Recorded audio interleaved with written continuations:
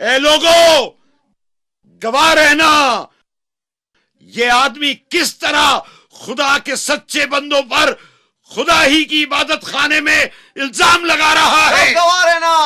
اب یہ بات ثابت ہو گئی ہے، اور وہ بھی ان تمام مقدس علماء کے سامنے، کہ تمہارے اس معصوم چہرے کے پیچھے جس سے تم نے لوگوں کو اپنا گرویدہ بنایا ہوا ہے، ایک شیطان کار فرما ہے۔ اور ہاں، اسی شیطان نے تمہیں اس قدر گستاخ کر دیا ہے کہ تم یہودی مذہب کی ان برگزیدہ ہستیوں اور ان عظیم مشائخ اور ان پاک و پاکیزہ علماء شریعت کی اور اس مقدس بزرگ کی توہین کر رہے ہو جو دین خدا کا پاک باز محافظ ہے۔ اے یہودی علماء اور تم اے فریسیو، اگر میں نے کوئی گناہ کیا ہے تو مجھے ملامت کرو لیکن بھائیوں کی طرح، تاکہ خدا تمہیں اپنا دوست بنائے، اور اس طرح تم پیغام خدا کے سچے امین قرار پاتے۔ لیکن سب لوگ جانتے ہیں کہ تم لوگ مجھ سے دشمنی رکھتے ہو، اس لیے مجھے نصیحت ہی نہیں کر سکتے۔ تمہارے دلوں میں میرے لیے نفرت ہے۔ یہ بات ثابت کرتی ہے کہ تم لوگ ابراہیم خلیل اللہ کی اولاد نہیں ہو، صرف دعویٰ کرتے ہو۔ ابراہیم خدا سے اتنی محبت کرتے تھے کہ نہ صرف نمرود کے ان بتوں کو توڑا، بلکہ اپنے عظیم فرزند حضرت اسماعیل ذبیح اللہ کو بھی خدا کی رضا کے لیے قربانی کے لیے پیش کر دیا۔ اے بنی اسرائیل، جان لو میں خدا کا پیغمبر ہوں، اور میں تورات کی تائید کرتا ہوں، اور اس پیغمبر کی آمد کی بشارت دیتا ہوں جو خدا کا آخری نبی ہوگا، اور اس کا نام احمد ہوگا۔ بس کرو، بس۔ اپنی زبان بند رکھو، مار دو اسے، مار دو، قتل کر دو اسے، قتل کر دو اسے، مار دو اسے، مار دو اسے، قتل کر دو۔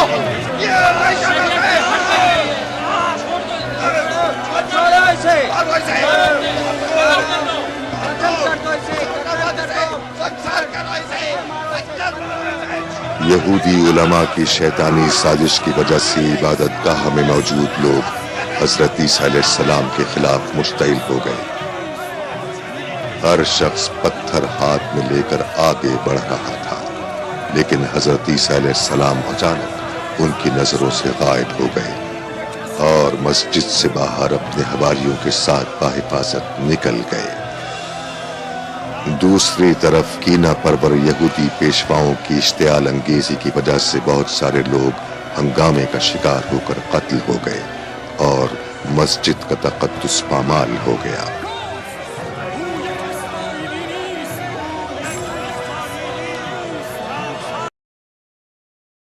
عیسیٰ ابن مریم جو ہیں جی، اس پلانٹ ارتھ پہ ٹاپ کی جو ڈومیننٹ پرسنالٹیز ہیں نا جی، ان میں سے ایک ہے، اس میں کوئی شک نہیں ہے۔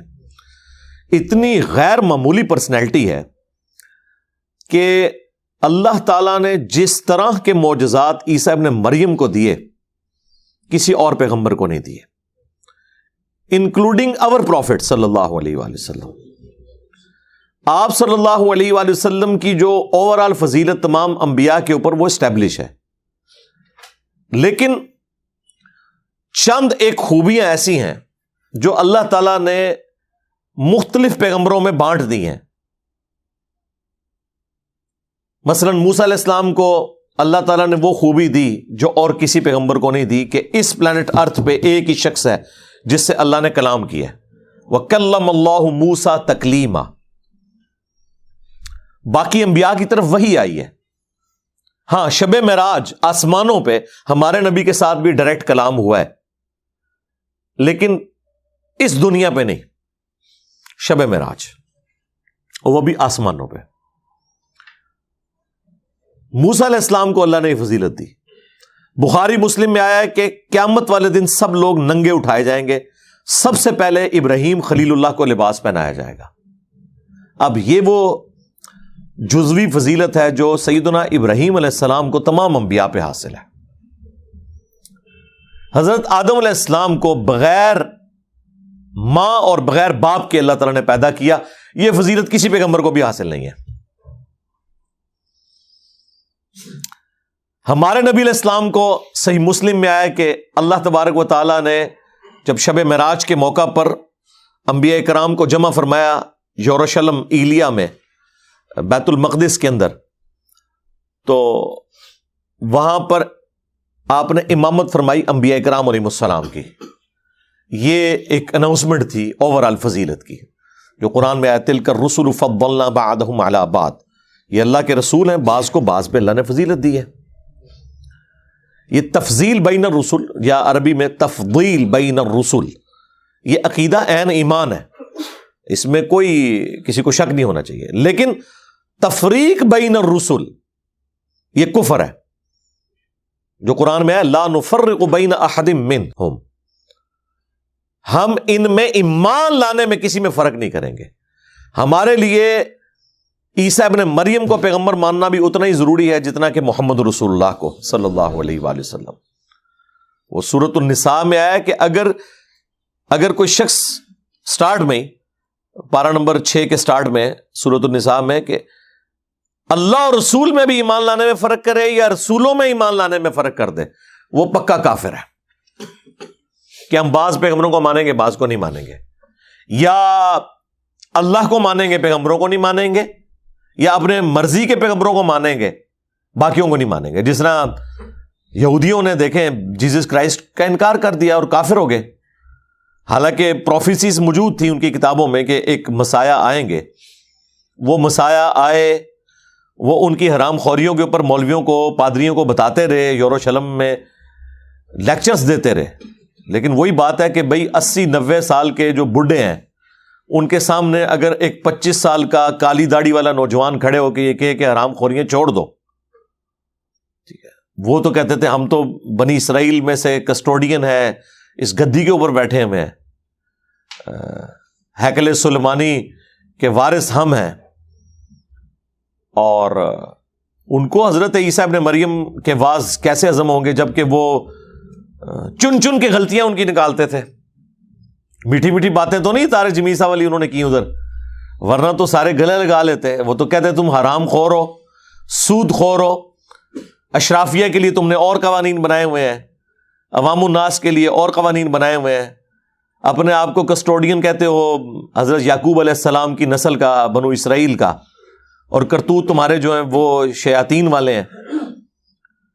سموچے اونٹ نکل جاتے ہو اور مچھر چھانتے رہتے ہو.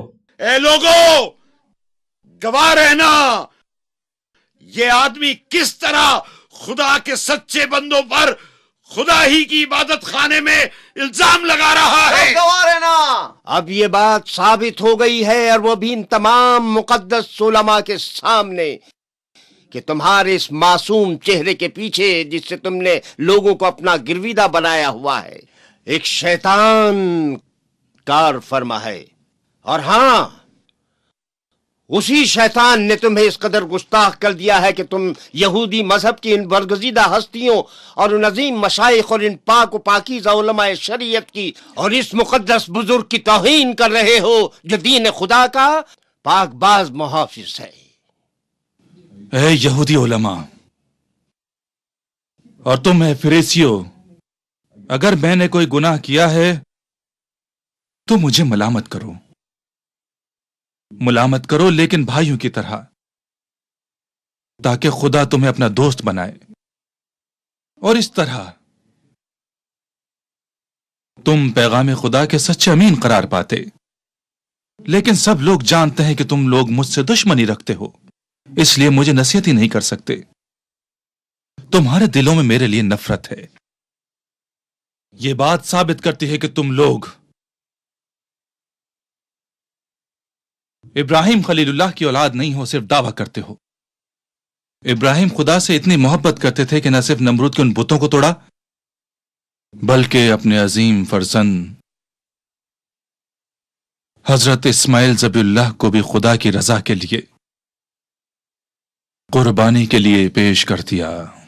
اے بنی اسرائیل، جان لو میں خدا کا پیغمبر ہوں، اور میں تورات کی تائید کرتا ہوں، اور اس پیغمبر کی آمد کی بشارت دیتا ہوں جو خدا کا آخری نبی ہوگا. और उसका नाम अहमद होगा। बस करो, बस। अपनी जुबान बंद रखो। मार दो इसे, मार दो, कत्ल कर दो इसे, कत्ल कर दो इसे, मार दो इसे, मार दो इसे, कत्ल कर दो।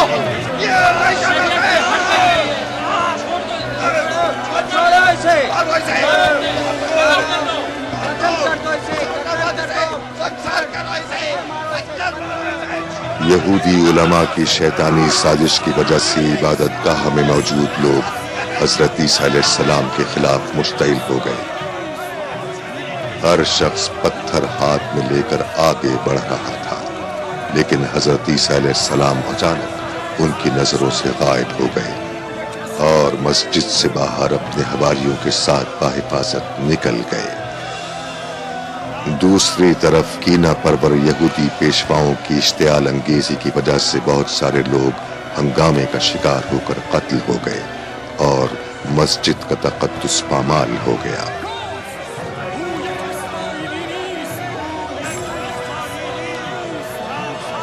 अब इस तरह की जो कड़वी कड़वी बातें हैं, इख्तलाफी मौज़ूआत जो हैं, ये कौन सुन सकता है? उन्होंने कहा जी इनको कत्ल करेंगे हम। कत्ल के फतवे जारी कर दिए। अल्लाह ताला ने मौज़ाना तौर पर ईसा इब्न मरियम को आसमानों पे उठा लिया। कुरान पाक में हज़रत ईसा इब्न मरियम अलैहिस्सलाम का नाम एटलीस्ट 25 दफ़ा आया है और आपका जो जिक्र खैर है वो तो बहुत ज़्यादा है। सबसे ज़्यादा तो हज़रत मूसा अलैहिस्सलाम का है, चूँकि उनके ज़िंदगी के वाक़यात बहुत ज़्यादा है ना, वो साहिब उम्मत नबी थे। हज़रत ईसा इब्न मरियम ने तो अपनी ज़िंदगी का थोड़ा हिस्सा ही गुजारा है और फिर अल्लाह ताला ने उन्हें आसमानों पे उठा लिया। हयात मसीह और नज़ूल मसीह अलैहिस्सलाम मेरी वीडियो देख लें, रिकॉर्डेड है, उसमें मैंने तफसील से गुफ्तगू इस हवाले से की है। तो यहूदियों ने उनका इनकार किया, गुमराह हो गए। ईसाइयों ने उनकी शान में गुलूफ किया, गुमराह हो गए। मुसलमान जो है हज़रत ईसा इब्न मरियम के बारे में वही अकीदा रखते हैं जो एक अकीदा अल्लाह ताला को तौहीद के एतबार से मतलूब है। इसीलिए देखें कि चूंकि सबसे बड़ा एक रिलीजन प्लेनेट अर्थ पे उस वक्त क्रिश्चियनिटी था जब नबी इस्लाम तशरीफ लेके आए। आज भी है लेकिन वो नाम निहाद ही रह गया। उस वक्त तो वाकई वो प्रैक्टिसिंग थे और फिर नबी इस्लाम के बाद भी कई सौ साल तक मुसलमानों की जंगें उनसे होती रही हैं। फिर सलीबी जंगों का सिलसिला शुरू हुआ। वो बुनियादी यानी मजहब थी। आज तो उस तरह ये लोग मजहबी नहीं रहे, सेकुलर हो चुके हैं और अक्सर ये तो एथियस्ट हो चुके हैं। लेकिन उस वक्त तो ये बहुत मजहबी लोग थे, इसलिए कुरान पाक में नबी इस्लाम को बाकायदा एजुकेट किया गया। सूरह आल इमरान का जो स्टार्ट है, आलमोस्ट 70-80 आयात जो हैं वो नबी इस्लाम को नजरान के जो पादरी थे उनके आने से पहले एजुकेट किया गया, क्योंकि उन्हें तो समझ आ गई थी कि ये कोई दावत खड़ी हुई है। तो वो वफ्द पूरा लेके आए थे ये कंफर्म करने के लिए कि ये वाकई अल्लाह के पैगंबर हैं या नहीं है। तो आप देख लें नबी इस्लाम ने सारे दलाइल रखे, उसके बावजूद वो जब बात नहीं माननी किसी ने तो टामक टोइयां करनी शुरू कर दी। आज भी आप देख लें मौलवियों के सामने आप आयात रखें, हदीस रखें, कोई नहीं बात मानते। ये एटीट्यूड वही है जो उलमा यहूद का, उलमा नसारा का था। चूंकि नबी इस्लाम को तो अल्लाह ने मनवाना था, तो फिर सूरह आल इमरान में 61 नंबर आयत नाजिल हुई कि नबी अब आखिरी हाल यह है कि इनके साथ मुबाहला किया जाएगा। और ये नबी नहीं करना होता है, ज़ाहिर है नबी को तो अल्लाह ने मनवाना है ना दुनिया पे। मेरा और आपका काम नहीं है कि हम जाके मोबाइल करें। यहाँ पे लोग मोबाइलों का एक दूसरे को चैलेंज करते रहते हैं। भाई हमने तो गिवन सर्कमस्टांसेस में जो पैगंबर की बात है वो सामने रखनी है। किसी को मोबाइल करने का शौक है, जाके हिंदुओं से मोबाइल करो, क्रिश्चियन से करो, उनसे तो कोई नहीं करता। मुसलमान एक दूसरे को चैलेंज दे रहे होते हैं कि जी मेरे साथ मोबाइल करो, अंदाजा करो। तो ये स्पेसिफिकली नबी का एक खासा है और वो अल्लाह तबारक व तआला ने ऐसा रोब डाला जब सूरह आल इमरान की आयत नंबर 61 नाजिल हुई कि ऐ नबी इनसे फरमाओ कि अपने बेटों को तुम ले आओ, हम भी अपने बेटों को ले आते हैं, तुम भी अपनी औरतों को ले आओ, हम भी अपनी औरतों को ले आते हैं, तुम खुद आ जाओ, हम भी खुद आते हैं। और फिर खुले मैदान में अल्लाह के हुजूर गिड़गिड़ाते हैं कि जो झूठा है اس پہ اللہ کی لعنت ہو. تو نبی الاسلام صحیح مسلم میں پھر اس کی تفصیل ہے، قرآن میں تو اتنا ہی موجود ہے، مسلم شریف میں آیا کہ نبی الاسلام پھر سیدنا علی، حسن، حسین اور سیدہ فاطمہ کو اپنے ساتھ لے کر علیہم السلام اجمعین مباہلے کے لیے گئے. حالانکہ نبی الاسلام کی اس وقت کم از کم 9 بیویاں تو تھیں، آپ کسی کو نہیں ساتھ لے کے گئے. اس میں تھا عورتوں کو لے آؤ، تو عورتوں میں تو سب سے پہلے نبی الاسلام کی بیویوں کو جانا چاہیے تھا، کوئی بھی نہیں گئی، نبی الاسلام نہیں لے کے گئے، چونکہ یہ اسپیسیفکلی پروٹوکول ان اہل البیت کے لیے تھا جن کو نبی الاسلام نے اسپیشل پروٹوکول دیا. اللہ تعالیٰ نے ان کے ذریعے حضور کی نسل چلانی تھی. اور کھلے میدان میں جب پہنچے تو وہ مباہلے سے بھاگ گئے. انہیں سمجھ آ گئی کہ ہم مباہلہ کریں گے تو تباہی ہوگی، جس طرح کیسر روم کو بھی سمجھ آ گئی تھی کہ یہ اللہ کے پیغمبر ہیں. وہ اپنی دنیاوی منفعت کی خاطر قبول نہیں کر سکا دعوت، ادروائز سمجھ تو اسے بھی آ گئی تھی. تو سورہ آل عمران میں اللہ تعالیٰ نے عیسیٰ ابن مریم کا تفصیلی ذکر کیا. سورۃ المائدہ میں کافی تفصیل کے ساتھ ان کے جو غلط عقائد ہیں انہیں اسپیسیفکلی ہائی لائٹ کیا گیا. اور سورۃ المائدہ آلموسٹ آپ سمجھ لیں وہ آخری سورت ہے جو اہل کتاب کے ساتھ ڈیل کرتی ہے. یہ فائنل ورڈکٹ تھا، اس لیے آپ اس میں جو الفاظ ہیں نا وہ تو پورا 1 گھنٹہ اور لگ جائے گا اگر میں کراس ریفرنسز دینے شروع کروں. جس طریقے سے اللہ تعالیٰ نے جیوز کو اور اسپیسیفکلی کرسچنس کو خطاب کیا ہے کہ رسولوں کے سلسلے کے بعد، یعنی ایک رک جانے کے بعد، ایک فطرت کے پیریڈ کے بعد جو یہ نبی الاسلام تشریف لے آئے ہیں، قد جاءکم من اللہ نور و کتاب مبین، بے شک تمہارے پاس اللہ تعالیٰ کی طرف سے ایک نور اور کتاب مبین آ گئی ہے.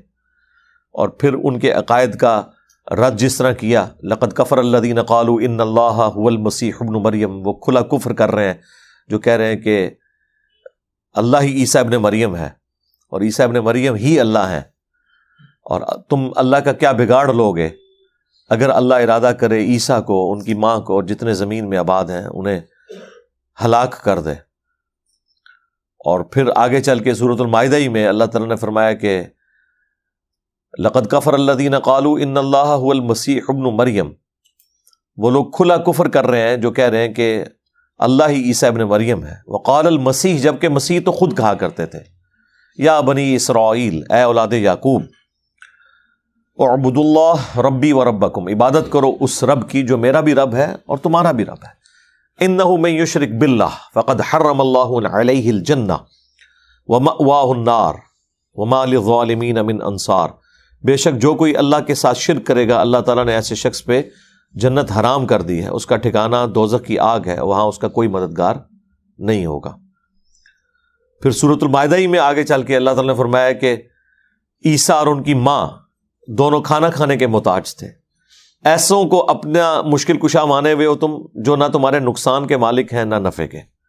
اسی پہ میں نے تو بولا تھا نا کہ عیسیٰ ابن مریم کا اگر یہ سٹیٹس ہے اور ان کی والدہ جو اولیاء کی سردار ہیں سیدہ مریم سلام اللہ علیہا، اگر ان کا یہ سٹیٹس ہے تو تواڈے بابے تے شاہی کوئی نہیں. اور پھر آگے چل کے جو فائنل کنکلوژن پھر سورۃ المائدہ کی ہوتی ہے نا، وہ قیامت کے دن کا منظر ہے جس میں اللہ تعالیٰ عیسیٰ ابن مریم کو کھڑا کریں گے اور پوچھیں گے کہ کیا تو نے لوگوں سے کہا تھا کہ تجھے اور تیری ماں کو اللہ کے سوا معبود چن لیا جائے؟ وہ کہیں گے اللہ مجھے کب شایع تھا کہ میں وہ بات کروں جس کا میں اہل نہیں ہوں. میں نے تو ان سے وہی کہا تھا جو تو نے مجھے وہی کیا تھا کہ عبادت کرو اللہ کی جو تمہارا بھی رب ہے اور میرا بھی رب ہے. اور بالفرض اگر میں نے کوئی ایسی بات کی تھی تو اے اللہ وہ تو جانتا ہے، جو تیرے جی میں ہے وہ میں نہیں جانتا، جو میرے جی میں ہے وہ تو جانتا ہے. یعنی اگر میرے دل میں بھی کہیں کوئی ایسی لالچ تھی تو تیرے علم میں ہے. میں ان پر گواہ تھا جب تک ان میں موجود تھا، جب تو نے مجھے اٹھا لیا تو ہی ان پر گواہ تھا. اب یہ تیرے بندے ہیں، چاہے انہیں بخش دے چاہے ان کے ساتھ عذاب والا معاملہ فرمائے. تو اللہ تعالیٰ فرمائے گا آج کا وہ دن ہے جس دن سچوں کو ان کا عقیدہ ہی فائدہ دے گا. یعنی عیسیٰ ابن مریم تو اعلان برات کر دیں گے اپنے ماننے والوں سے جو اس حوالے سے ان کے بارے میں غلط عقائد کلیم کیے ہیں. پھر جو ان کا مرزانہ پیدائش کا ذکر ہے وہ سورہ آل عمران کے اندر ہے اور پھر سورہ مریم میں. بغیر باپ کے پیدا کیا اللہ تعالیٰ نے انہیں، اسی لیے سورۃ النساء میں اللہ تعالیٰ نے فرمایا یہ روح من، اللہ کی طرف سے خاص روح ہے. یعنی اللہ کی روح سے مراد اللہ کی پیدا کردہ مخلوق روح. اللہ تو خود روح سے پاک ہے نا، اللہ کی زندگی کی تو مثال ہی نہیں بیان کی جا سکتی. اور پھر سورہ الزخرف میں آیا کہ عیسیٰ ابن مریم قیامت کی خبر ہے. اور سورہ آل عمران میں ذکر آیا کہ اللہ تعالیٰ نے انہیں اوپر اٹھا لیا اور ان کے خلاف مکر کرنے والے لوگوں کو ذلیل و خوار کیا. واللہ خیر الماکرین، اللہ کی خفیہ تدبیر سب سے بہتر تھی. اور سورۃ النساء میں تو بڑی یعنی تفصیل کے ساتھ اس چیز کو ڈسکس کیا. وما قتلوہ وما صلبوہ ولکن شبہ لہم، نہ تو وہ قتل کیے گئے نہ صلیب دیے گئے بلکہ معاملہ مشتبہ ہو گیا، ایمبیگوس ہو گیا. اور پھر اللہ تعالیٰ نے فرمایا بلکہ اللہ نے انہیں اپنی طرف اٹھا لیا اور اہل کتاب میں سے کوئی نہیں بچے گا مگر یہ کہ وہ ان کی موت سے پہلے ان پر ایمان لے آئے گا. اور اس کے اندر آپ کا دنیا میں دوبارہ آنے کا ذکر بھی موجود ہے، کیونکہ اسی آیت کے کانٹیکسٹ میں بخاری مسلم میں حضرت ابو ہریرہ رضی اللہ تعالیٰ عنہ کی حدیث ہے کہ جب عیسیٰ ابن مریم دنیا میں دوبارہ آئیں گے تو سب لوگ ان پر ایمان لے آئیں گے. اور اس کا ذکر اس آیت میں پھر وہ حضرت ابو ہریرہ وہ آیت تلاوت کیا کرتے تھے. اس ٹاپک پہ میں تفصیلی، یہ غامدی صاحب نے جتنے چوہے چھوڑے ہیں نا، میں نے لاجیکل جواب ایک ایک بات کا دیا، ٹھیک ہے نا. ایک صرف اس طرح ہاتھ کر کے یا کوئی اپنا کوئی ایک نظریہ پیش کر کے نہیں بات ہوتی. بات وہ ہوگی جو ریٹن میں ہے موجود کہیں پہ. آپ نے اپنی خواہشات کا نام دین رکھنا ہے تو وہ تو میرے بھائی تمام مکاتب فکر نے اپنی خواہشات کا نام دین رکھا ہوا ہے. جو تصوف کے ماننے والے ہیں انہیں اس میں مزہ آتا ہے، جو بتوں کے پجاری ہیں ان کو اس میں مزہ آتا ہے. یہ دین تو ایک علم کی دنیا ہے. علم کی دنیا میں آپ قرآن، سنت، اجماع امت، یہ تین مین دلائل ہیں جس کو لے کے سارے معاملات کو لے کے چلتے ہیں. تو میں نے ایک ایک چیز کا جواب دیا ہے اس میں. اور پھر اللہ تعالیٰ نے سورۃ النساء میں جس طریقے سے جھنجھوڑا ہے نا، ان کا وہم نکالا ہے کرسچنز کا کہ عیسیٰ ابن مریم کبھی آر محسوس نہیں کریں گے اس بات سے کہ انہیں کوئی کہے کہ وہ اللہ کے بندے ہیں. یعنی پیغمبروں کا یہ فخر ہے کہ وہ اپنے آپ کو اللہ کا بندہ سمجھیں. یہاں تو عام مولوی نہیں ہے سننے کے لیے تیار. آج تک کسی مولوی کے ساتھ اشتہار پہ لکھا ہوا آپ نے پایا ہے اللہ کا بندہ مولانا فلاں؟ یہ لکھ کے بھی دیکھ لیں. وہ اتنی دمے سال لگواتے ہیں، شیخ الحدیث، استاذ العلماء، علماء کے بھی استاد. اور علماء کو کیا مدرسوں میں سکھاتے ہیں وہ ویڈیو لیکس میں پتہ چلتا رہتا ہے. یہ ان علماء کے استاد اللہ ماشاءاللہ اچھے لوگ بھی ہیں. اب مجھ سے نہیں آپ نے پوچھنا کون سے ہیں، میں کسی کی کوئی گارنٹی نہیں دیتا. تو اللہ تعالیٰ ہمارا کہ عیسیٰ ابن مریم اس بات سے آر محسوس نہیں کریں گے کہ انہیں اللہ کا بندہ کہا جائے، اور نہ کوئی مقرر فرشتہ. اور یہاں پہ اللہ نے اکتفا نہیں کیا سورہ نساء میں. پھر اللہ تعالیٰ نے فرمایا اگر کوئی اس بات سے آر محسوس کرے گا نا کہ وہ اللہ کا بندہ ہے، یعنی وہ کوئی اور ہی کچھ بننا چاہتا ہے، تو قیامت والے دن ہم ان کو پھر جمع کر لیں گے. اور جو لوگ بھی اگر اس قسم کے ہوں گے اللہ تعالیٰ فرماتا ہے ہم انہیں عذاب دیں گے. لیکن یہ سمجھانے کے لیے تھا، یہ نہیں تھا کہ پریکٹیکلی انبیاء کے کیس میں ایسا ہونا ہے. بیسیکلی انبیاء کو سینٹر کرتے ہوئے اللہ تعالیٰ باقی لوگوں تک میسج پہنچاتا ہے کہ تجھے تو شاہی کوئی نہیں. یہ بتانا چاہ رہا ہوتا ہے کہ اگر انبیاء کا یہ سٹیٹس ہے نا تو تجھے تو شاہی کوئی نہیں، تو اڑے بابے شاہی کوئی نہیں. اگر انبیاء کے لیے ہم یہ بات کر رہے ہیں.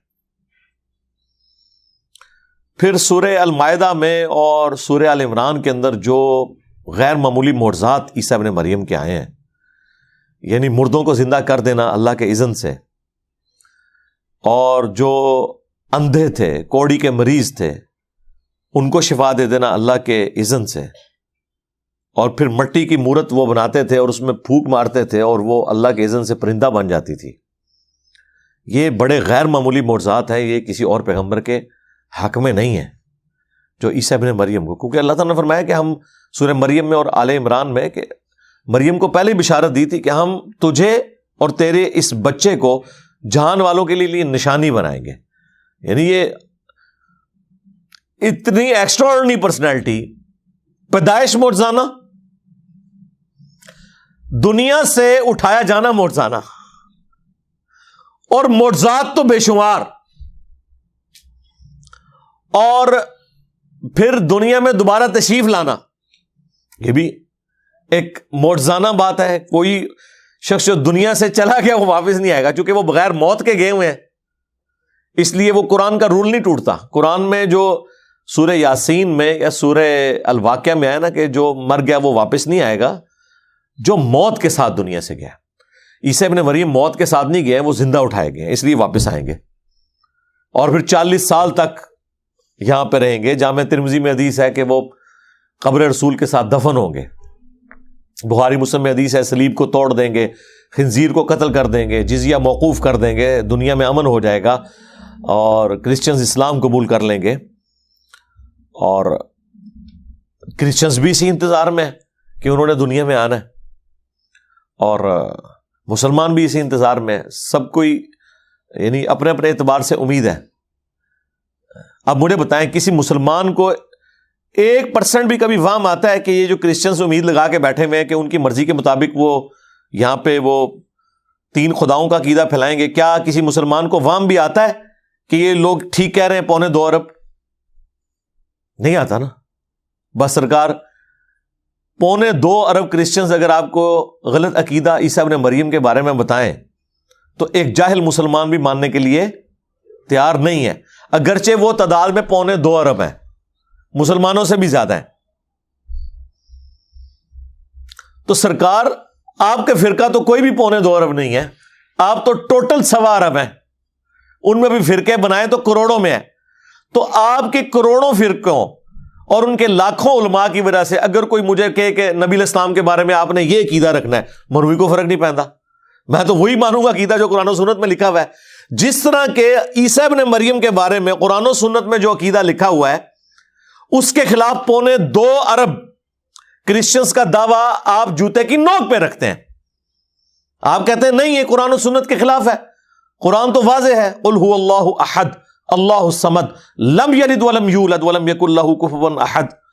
قرآن تو واضح ہے اس عقیدے میں کہ اللہ کا نہ کوئی بیٹا ہے اور نہ اس کا کوئی باپ ہے، اور پھر سورہ مریم میں جس شان سے آیا کہ قریب آسمان پھٹ پڑے اور زمین شک ہو جائے اور پہاڑ ریزہ ریزہ ہو جائیں، ان دعوا للرحمن ولدا، کہ انہوں نے رحمان کے لیے بیٹا تجویز کیا، تو آپ کہتے ہیں ہم تو قطعاً ماننے کے لیے تیار نہیں ہیں۔ تو بھائی 2.25 ارب لوگوں کی چیخو پکار آپ سننے کے لیے تیار نہیں ہیں، تو آپ کروڑوں میں بھی ہو، ہم آپ کی چیخوں کو کبھی خاطر میں نہیں لائیں گے۔ رسول اللہ کے بارے میں کوئی ایسا عقیدہ رکھنے کے اعتبار سے جو نبی علیہ السلام کی تعلیم کردہ تعلیمات قرآن و سنت کی شکل میں جو ہمارے پاس موجود ہیں ان کے خلاف ہو، سمپل ہے۔ آلریڈی یہ بھی تو یہی کچھ کر رہے ہیں نا، سارے مسلمان یہی کر رہے ہیں۔ تو ان لوگوں کی دھونس جس طرح آپ پہ اثر نہیں کرتی، اس طرح آپ کے علماء کی دھونس بھی ہم پہ کوئی اثر نہیں کرتی۔ میں نے اس لیے بارہ کہا ہے کہ جن بابوں کے بارے میں آپ کا عقیدہ ہے نا یہ قبر سے بھی نکل آئے اور ہم سے کلام بھی کرنا شروع کر دیں، تب بھی ہم کہیں گے حق وہ ہے جو قرآن و سنت میں لکھا ہوا ہے۔ سیدھی سی بات ہے، ویسے ایسا ہوگا نہیں ہے، نکلتے ہی غائب کر دیں گے انہیں، لا حول ولا قوت الا باللہ پڑھ کے، ٹھیک ہے۔ لیکن میں یہ سمجھانے کے لیے کہہ رہا ہوں کہ اگر ایسا ہو بھی جائے تو کوئی فرق نہیں پڑتا۔ یہی تو امتحان ہے آپ کے لیے کہ آپ نے قرآن و سنت کو ماننا ہے یا دجال کے فالوورز کی طرح آپ نے شعبدہ بازیوں سے امپریس ہونا ہے۔ وہ دجال کے پیچھے جتنے لگیں گے وہ شعبدہ بازیوں سے امپریس ہوں گے نا۔ اور جو بخاری مسلم میں وہ کامل الایمان مومن کا ذکر ہے کہ وہ آئے گا سامنے اور کہے گا تو دجال ہے کیونکہ مجھے میرے نبی کا فرمان پہنچا ہے۔ وہ تو نہیں کہے گا منو حضور نے خواب ہی آ کے دسیا یا میں کشف کے ذریعے دیکھا ہے، فرمان کو لے کے چل رہا ہوگا، حدیث کو لے کے چل رہا ہوگا۔ تو آج بھی جو قرآن و سنت کو لے کے چل رہے ہیں وہی الحمدللہ حق پہ ہیں، کیونکہ اللہ تعالیٰ نے اس دین کی حفاظت کی ذمہ داری لی ہے، اور قیامت تک کے لیے انشاءاللہ تعالیٰ یہ دین قائم رہے گا اسی طریقے سے اپنی سچائی کے ساتھ۔ اور بخاری مسلم میں حدیث ہے میری امت کا ایک گروہ قیامت تک حق پہ قائم رہے گا، کوئی نقصان پہنچانے والا انہیں نقصان نہیں پہنچا سکے گا، وہ غالب ہی رہیں گے۔ غالب سے مراد ہے اپنے دلائل میں، کیونکہ اس حدیث کے اوپر امام بخاری نے باب باندھا ہے کہ اس گروہ سے مراد ہے ہوا اہل العلم، جو اہل علم ہے. تو علم تو دیکھ لیں ان کی موت ہے، ذرا سی علمی بات کریں. یقین کریں یہ میں کوئی تکبر کے طور پہ بات نہیں کر رہا، میں آپ کو ریئل اپنی کیفیت بتا رہا ہوں. میری کوشش ہوتی ہے کہ میں مخالف علماء کی نا ویڈیوز لگا کے نا سنوں کہ یہ کیا کہتے ہیں. تو جب کبھی بھی میں نے کوئی ویڈیو لگائی ہے نا تو 5 منٹ کے بعد نہ میں بند کرنے پہ مجبور ہو جاتا ہوں. نہ کوئی آیت پیش کرتے ہیں، نہ کوئی حدیث پیش کرتے ہیں. ہمارے نزدیک یہ ہے. اب مجھے بتائیں جب کوئی ایسا بیان کر رہا ہے تو آپ کو کوفتی ہوگی. پھر اینڈ پہ میں اپنی ویڈیو خود ہی لگا کے بیٹھ جاتا ہوں اور پھر میں اسے انجوائے کرتا ہوں. ہم تو صرف عرض کرتے ہیں کہ مرنے سے پہلے اے مسلمان کر لے اس پہ غور، کتابوں کا خدا اور ہے اور ان بابوں کا اور ان کے بابوں کا خدا اور. اگرچہ وہ اسی خدا کو مانتے تھے، وہ تو ہندو بھی اسی خدا کو مانتے ہیں، لیکن ان تعلیمات کے ساتھ مانے جو اس شخص پہ نازل ہوئی ہیں جس کی قبر مدینے میں ہے. صلو علی محمد و آل محمد، اللہم صلی علی محمد و علی آل محمد و اصحاب محمد و ازواج محمد اجمعین الی یوم الدین.